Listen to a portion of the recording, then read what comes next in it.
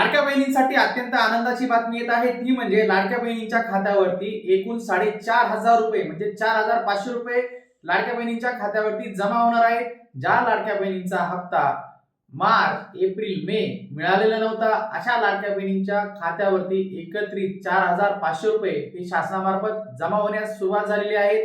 ज्या लाडक्या बहिणींच्या खात्यावरती मार्च असेल, एप्रिल असेल, मे असेल यापैकी कुठलाही हप्ता आला नसेल त्यांना एकूण 4,500 रुपये मिळणार आहेत। ज्या लाडक्या बहिणींच्या खात्यावरती नियमितपणे हप्ते सुरू आहेत त्यांना 1,500 रुपये हप्ता मिळणार आहे। पण ज्या लाडक्या बहिणींचा हप्ता मार्च पूर्वी बंद झाला असेल किंवा मार्च पर्यंत ज्या लाडक्या बहिणींना हप्ता मिळालेला नसेल अशा लाडक्या बहिणींचे हप्ते अजूनही बंदच आहे आणि पुढेही ते सुरू होण्याची कोणतीही शक्यता ही नाहीये, कारण की त्या लाडक्या बहिणी सर्व हा अपात्र झालेल्या आहेत। त्यांची बरीचशी कारणं आहेत। यापूर्वी आपण अपात्रतेच्या कारणांवरती व्हिडिओ बनवलेला आहे, तो व्हिडिओ जर तुम्ही पाहिला नसेल तो व्हिडिओ जाऊन नक्की पहा।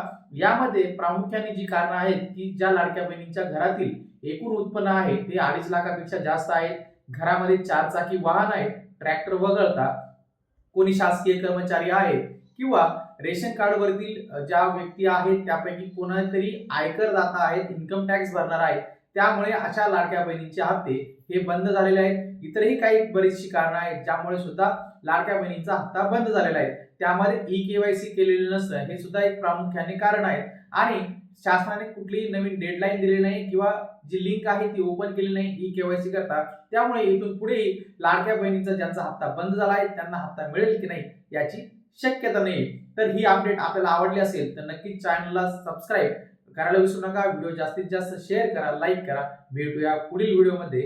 धन्यवाद।